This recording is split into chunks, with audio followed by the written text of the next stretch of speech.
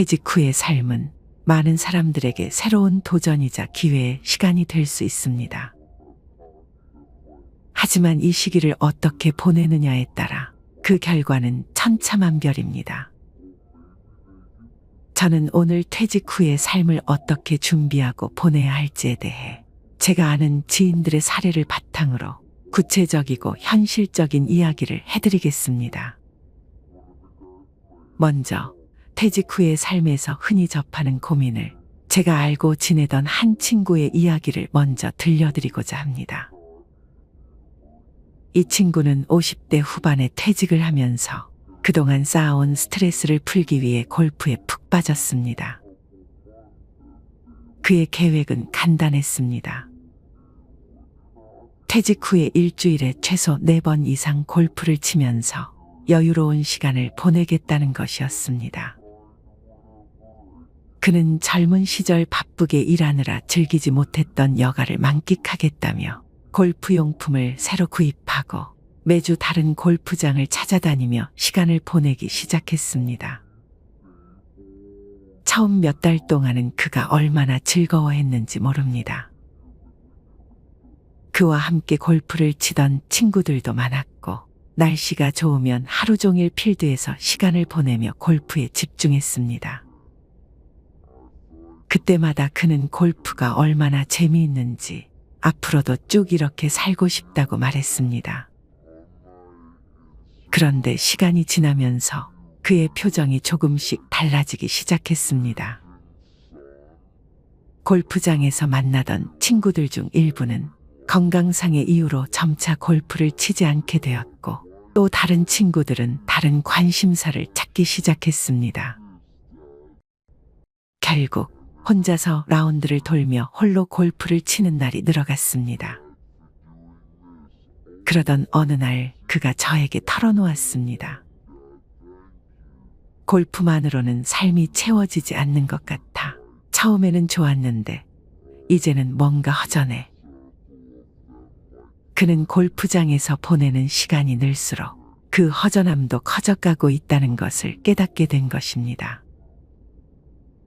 매일 비슷한 일상을 반복하다 보니 골프가 주던 설렘이 점차 사라지고 그 대신에 무엇인가를 더 해야 할 것 같은 불안감이 자리 잡게 되었습니다. 그는 매달 골프비로 400만 원에서 500만 원을 쓰면서도 점점 그 돈이 아깝다는 생각이 들기 시작했습니다.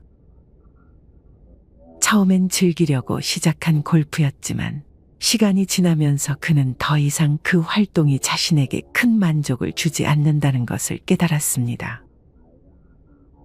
그는 결국 다른 의미 있는 일을 찾아야겠다는 결심을 하게 되었습니다. 이 친구의 이야기는 많은 퇴직자들이 공감할 수 있는 부분일 것입니다. 퇴직 후의 여유로운 생활을 상상하며 골프나 여행과 같은 활동에 몰두하지만 결국에는 그 활동들만으로는 삶의 의미를 채우기 어렵다는 것을 깨닫게 됩니다. 그래서 퇴직 후의 삶을 어떻게 계획하고 더 의미 있고 만족스러운 방향으로 나아갈 수 있을지에 대해 좀 더 깊이 생각해 볼 필요가 있습니다. 퇴직 후의 경제적 안정은 많은 사람들이 고민하는 중요한 부분입니다. 많은 사람들이 퇴직 후에도 경제적 자립을 유지하고자 하지만 현실적으로 같은 회사나 같은 업종에서 계속 일하기는 어렵습니다. 계약직이나 단기적인 일을 통해 수입을 이어갈 수는 있지만 이는 장기적으로 안정성을 보장해주지 못합니다. 그래서 저는 새로운 기술을 배우는 것이 좋은 대안이 될 수 있다고 생각합니다. 제가 아는 지인은 60대 초반에 퇴직을 했는데 퇴직 후의 경제적 불안을 해결하기 위해 새로운 기술을 배우기로 결심했습니다. 그가 선택한 것은 폴리텍 대학에서 제공하는 도배 기술 교육이었습니다. 처음에는 내가 이 나이에 기술을 배운다고 하며 주저했지만 막상 시작해보니 배우는 재미가 있더라는 겁니다. 6개월간의 교육을 마친 후 그는 도배 업체에서 보조로 일하기 시작했습니다. 물론 처음에는 서툴렀지만 현장에서 경험을 쌓으면서 점차 기술이 늘었고 1년 후에는 자신의 작은 도배 사업을 시작하게 되었습니다. 지금은 안정적인 수익을 올리며 경제적 자립을 유지하고 있습니다. 그는 이제는 내가 잘하는 일이 있어서 자신감도 생기고 매달 벌어들이는 수입도 있으니 마음이 훨씬 편해졌어라고 말합니다. 이처럼 새로운 기술을 배우고 그 기술을 바탕으로 일을 이어가는 것은 퇴직 후 경제적 안정뿐만 아니라 삶의 새로운 의미를 찾는 데도 큰 도움이 됩니다. 나이가 들면서도 지속할 수 있는 일은 또 다른 중요한 요소입니다. 제가 알고 지내는 분 중에는 70대 후반이 되었음에도 배관 작업을 하며 여전히 활발하게 일하고 계신 분이 있습니다. 그는 젊었을 때 배관 기술을 배웠고 퇴직 후에도 꾸준히 일을 이어갔습니다. 그는 말하길 몸이 좀 힘들긴 하지만 그래도 내가 할 수 있는 일이 있다는 게 얼마나 큰 복인지 몰라. 이 일을 하면서 경제적으로도 자립하고 건강도 유지할 수 있어서 좋아. 그는 작업당 20만 원에서 30만 원 정도의 인건비를 받고 있으며 일주일에 몇 번씩 일하면서도 충분한 생활비를 벌어들이고 있습니다. 이처럼 기술을 가지고 있는 사람은 나이가 들어서도 꾸준히 수익을 창출할 수 있습니다. 특히 배관 작업이나 하수구 정비와 같은 기술은 수요가 꾸준히 존재하기 때문에 나이에 상관없이 오랫동안 일을 이어갈 수 있습니다. 퇴직 후에 중요한 것은 단순한 여가 활동뿐만 아니라 더 의미 있는 삶을 추구하는 것입니다. 제가 알고 지내는 또 다른 지인은 퇴직 후 골프와 여행에만 몰두하지 않고 지역 사회에서 의미 있는 활동을 찾기로 결심했습니다. 그는 지역 사회에서 노인 돌봄 봉사활동에 참여하게 되었는데 처음에는 단순히 시간을 보내기 위해 시작한 일이었지만 점점 그 안에서 큰 보람을 느끼게 되었습니다. 이 지인은 노인들과 시간을 보내면서 그들의 이야기를 듣고 도움을 주는 과정에서 내가 사회에 기여하고 있다는 느낌을 받았어. 이렇게 누군가에게 도움을 줄 수 있다는 것이 얼마나 큰 행복인지 몰라라고 말합니다. 그는 이 봉사활동을 통해 새로운 친구들을 만나고 그들과 함께 커뮤니티를 형성하며 삶의 활력을 되찾았습니다. 이와 같은 활동은 단순히 시간을 보내는 것 이상의 의미를 가집니다. 봉사활동이나 사회적 기업에서의 일은 경제적 보상을 넘어 자신의 삶에 새로운 의미를 부여할 수 있는 좋은 기회가 됩니다. 새로운 사람들과의 만남을 통해 커뮤니티를 형성하고 그 안에서 삶의 만족도를 높이는 데 큰 도움이 됩니다. 퇴직 후의 삶에서는 정신적 여유를 가지는 것도 매우 중요합니다. 퇴직 후 많은 사람들이 정치나 권력, 돈에 집착하게 되지만 이는 오히려 스트레스와 불안감을 증대시킬 수 있습니다. 제가 알고 지내는 한 분은 퇴직 후 정치 뉴스에 지나치게 몰두하면서 가족과 갈등을 겪은 적이 있습니다. 그는 하루 종일 정치 뉴스만 보며 특정 정치적 견해를 강하게 주장했는데 이로 인해 가족들과의 대화가 점점 격해지고 불편한 상황이 계속되었습니다. 결국 가족들은 그와의 대화를 피하게 되었고 그는 점차 고립감을 느끼게 되었습니다.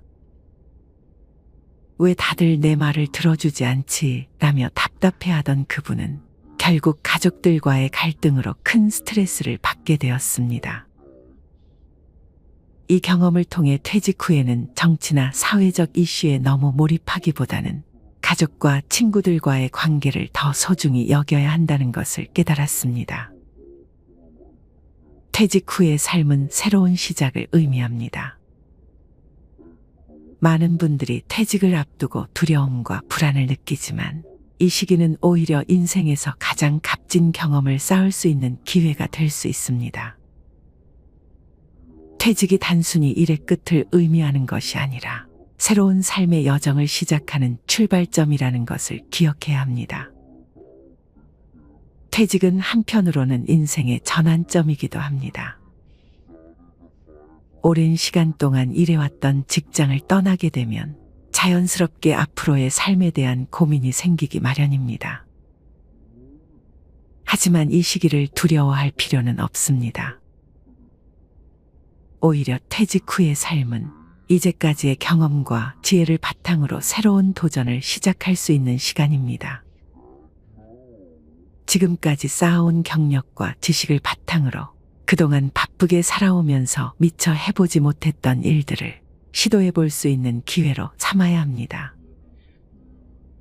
퇴직 후에는 그동안의 업무에서 벗어나 자신이 정말로 하고 싶었던 일들을 시작할 수 있는 자유가 주어집니다.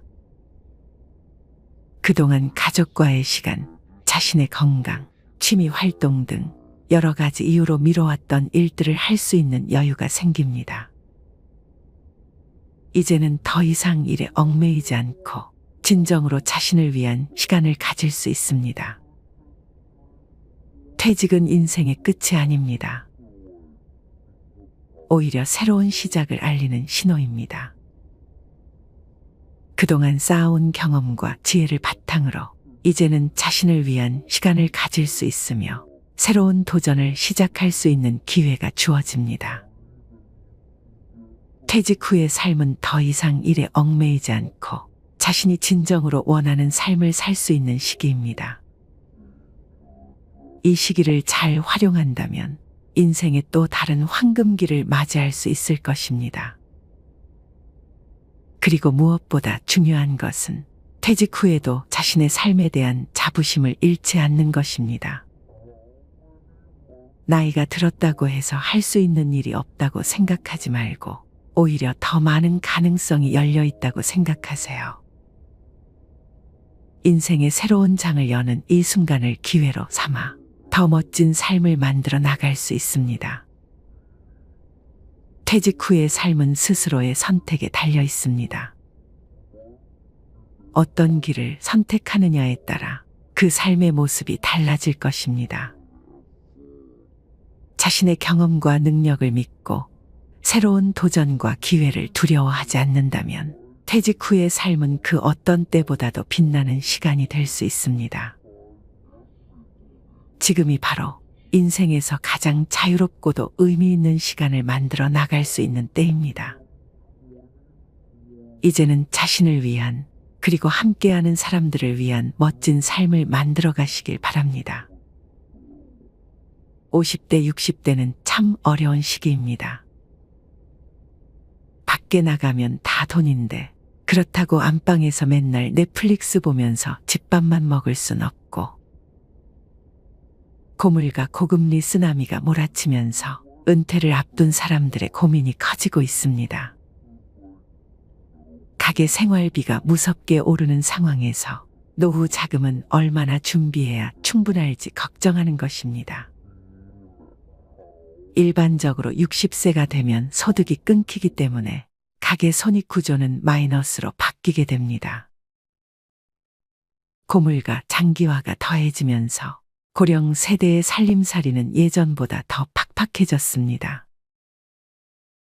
최근 통계청이 발표한 생애주기 적자 추이를 봐도 61세에 시작된 적자 인생은 죽을 때까지 이어집니다. 이러한 시행착오를 줄이려면 나보다 앞서 길을 걸어간 선배들의 조언이 유용한 길잡이가 됩니다.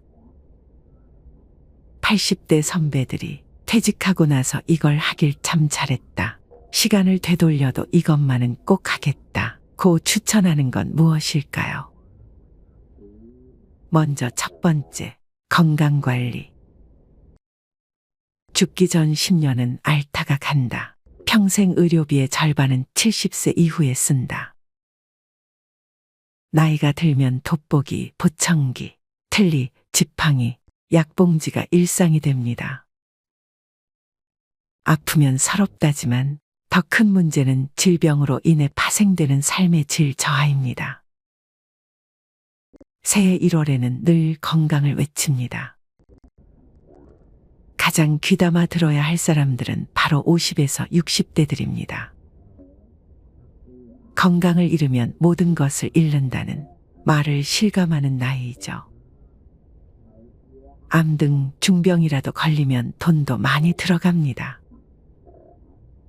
타인의 도움이 필요해지는 상황이 닥치면 더 실감합니다. 특히 간병비는 건강보험이 적용되지 않아서 사비로 충당해야 하는데 최근 인건비 상승으로 월 3,400만 원이 드는 경우가 태반입니다.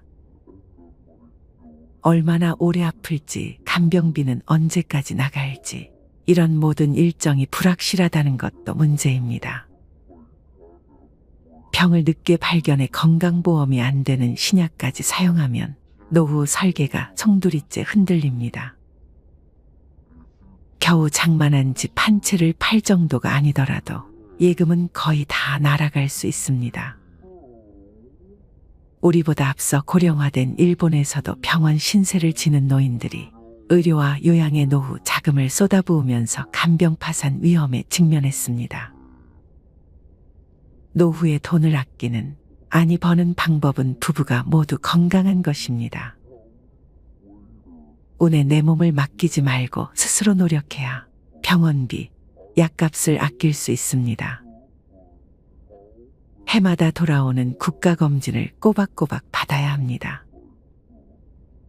40대 이상은 2년마다 위내시경, 50대 이상은 매년 대변검사에 이어 대장내시경을 받을 수 있습니다. 귀찮다고, 내시경이 무섭다고 검진을 건너뛰면 후회할 수 있습니다. 최근 위암, 대장암이 줄고 있는 것은 국가암 검진의 영향도 큽니다. 조기 발견은 물론 암 예방에도 도움이 됩니다. 노후에는 건강을 잘 지키기만 해도 흑자 인생을 보낼 수 있습니다. 건강이 곧 돈이기 때문입니다.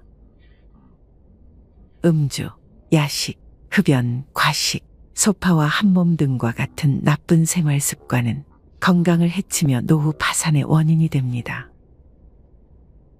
사랑하는 자녀에게 부모 부양으로 경제적인 부담을 주지 않는 가장 손쉬운 방법이 본인 건강 관리입니다.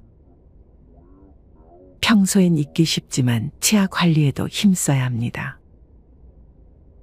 김현정 서울대 치대 교수는 구강 건강이 나빠지면 노쇠 위험이 높아진다는 연구가 나와 있을 정도로 구강 건강은 노년기 삶의 질을 좌우한다면서 치아와 잇몸이 부실한 고령자는 영양 섭취를 제대로 하지 못해 기력이 금방 쇠하는데 이렇게 되면 근력 저하와 반복적인 낙상, 만성질환 악화 등의 위험이 커진다고 말했습니다. 치아가 부실하면 먹는 즐거움이 사라지고 식욕 저하로 만성적 영양 불량 상태에 빠지기 쉽습니다. 그리고 담배를 끊어야 합니다. 흡연은 고혈압, 당뇨병, 뇌경색, 심근경색, 신장병으로 가는 주범입니다. 여기서 담배의 유해성을 새삼 들먹이고 싶지 않습니다. 수많은 발암 물질이 가득한 매캐한 연기를 흡입하니 나이 들면 몸이 고장 날 수밖에 없습니다.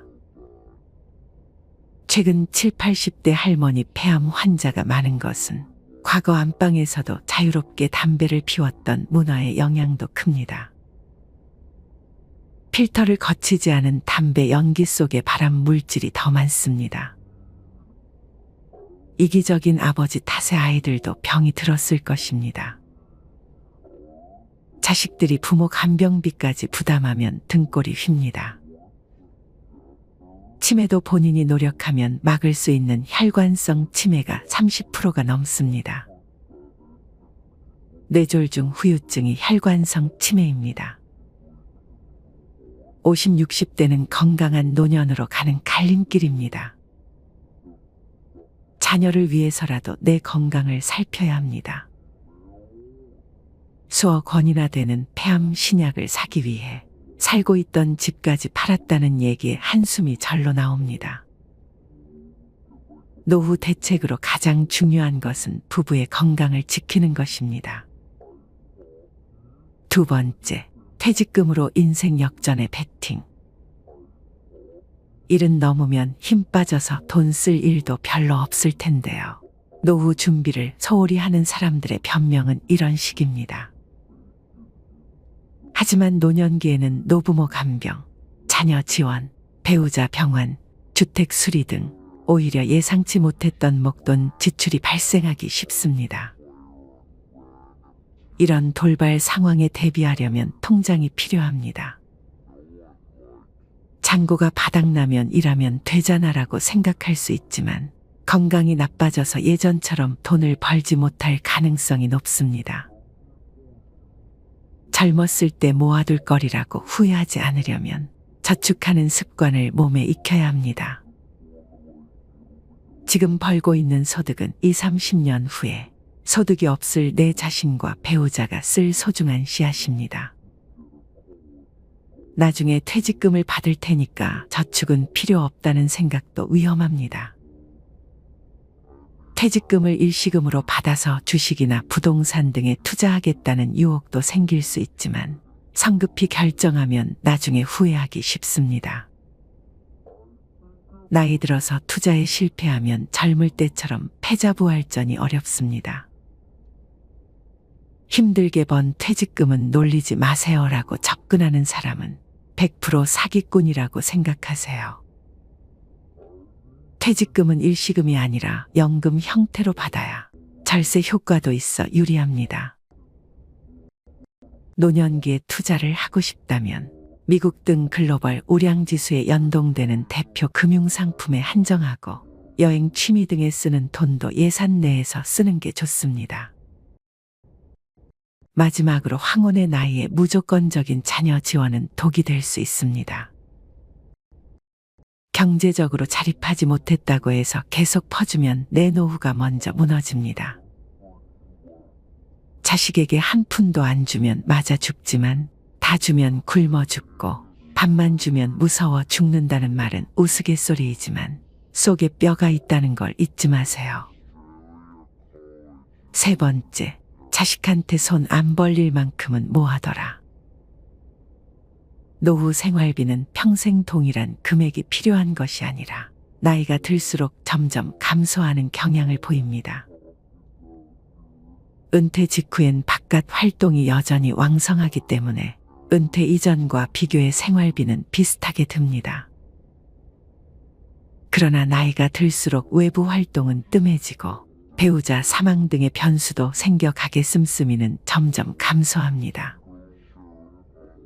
80대엔 50, 60대에 쓰던 생활비의 절반만 있어도 충분하다는 은퇴 전문가도 있습니다.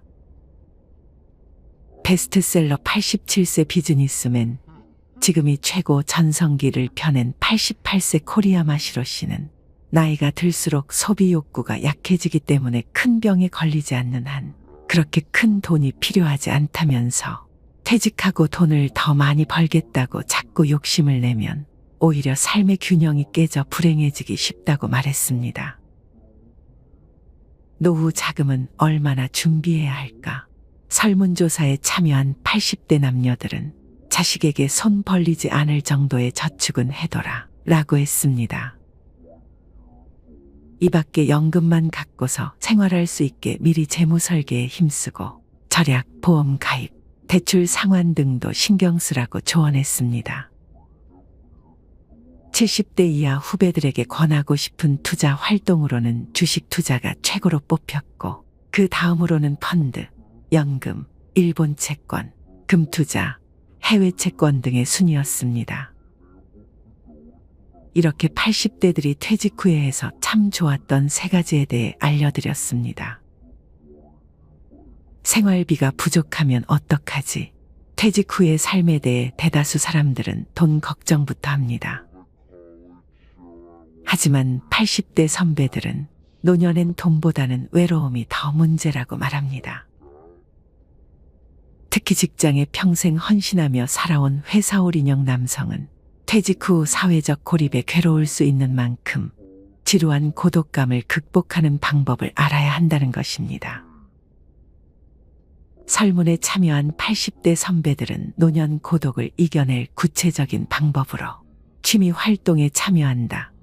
지역 활동에 참여한다. 부부 대화를 자주 한다. 부부 가족 여행을 떠난다 등을 추천했습니다. 늙으면 부부밖에 없다는 말이 있다더니 설문에 참여한 80대 응답자 10명 중 7명은 인생에서 소중히 생각했어야 할 사람은 누구인가라는 질문에 배우자라고 답했습니다. 퇴직 후 고독감을 없애기 위한 최고 방법은 재취업이라는 의견도 있습니다. 회사에 매일 가서 사람을 만나면 고독감은 저절로 해소된다는 것입니다. 또 출퇴근을 매일 하면 자연스럽게 건강도 유지되고 작게나마 수입도 생기니 그야말로 일석삼조입니다.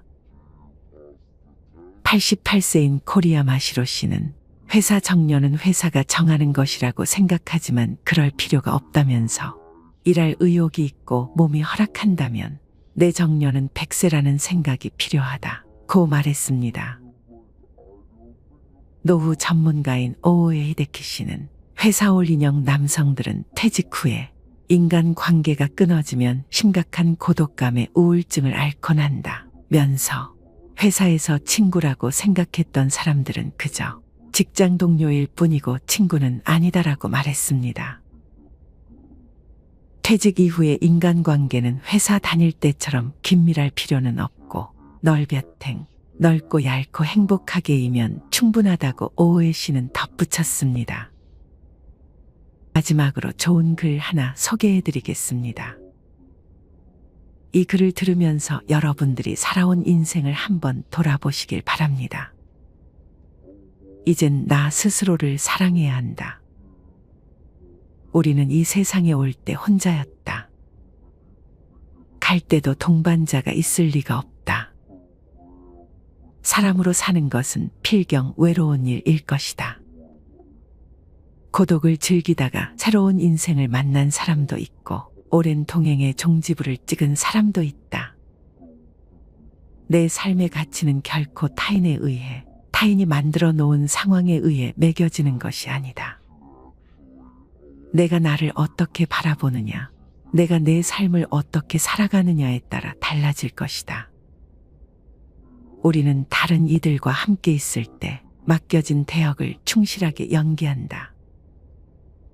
늘 정해진 각본대로 따라하는 훈련이 자신의 진정한 모습을 잃어버리게 만든다. 당연히 스스로를 솔직하게 대면하지 못하는 사람이 생기기도 하고 자기 자신을 평가하고 투자하는 데 철저히 인색했다. 혼자인 사람은 가장 자유로운 사람이다.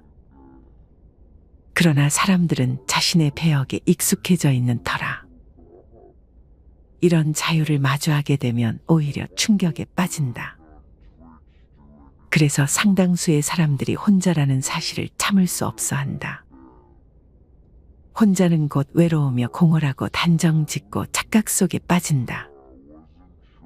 하지만 사람은 모두 자신의 길을 당당히 걸어가야 한다. 이젠 자식도 배우자도 일상의 삶에서 잠시 내려놓고 그들만큼이나 사랑한 열정을 오래 잊고 지냈던 나 자신과의 사랑을 위해 사용해 보기로 하자. 이젠 나 스스로를 사랑해야 한다. 내가 나를 사랑해주지 않으면 누가 날 나만큼 사랑해줄까? 최근에 혼자만의 시간을 누려본 기억이 있는가? 혼자서 여행을 가본 적이 있는가? 스스로 고독한 여행자가 되어보자. 한밤중 덜컹거리며 달리는 기차에 앉아 창밖으로 스쳐 지나가는 불빛을 바라보자. 고독은 생각을 풍성하게 키우고 그 차원을 높여준다. 많은 생각이 부담스러운가? 생각이 많은 것은 좋은 일이다. 그것을 조용히 음미할 때 우리의 영혼은 성장한다. 열심히 가정을 지키면서 살아온 나 자신을 마음껏 칭찬하자. 열심히 일하면서 지나온 내 삶을 한껏 사랑하자. 정성껏 마음 주고 걸음 좋은 내 이웃들을 중심으로 사랑하며 칭찬하자.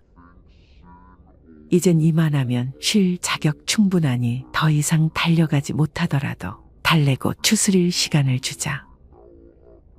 수고했다. 애썼다. 육신이 너덜너덜해질 만큼 약해진 나 자신에게 위로와 칭찬과 용기를 보내주자.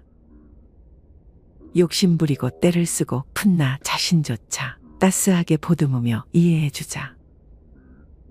잠시 거울 속에 내 얼굴을 정면으로 쳐다보자.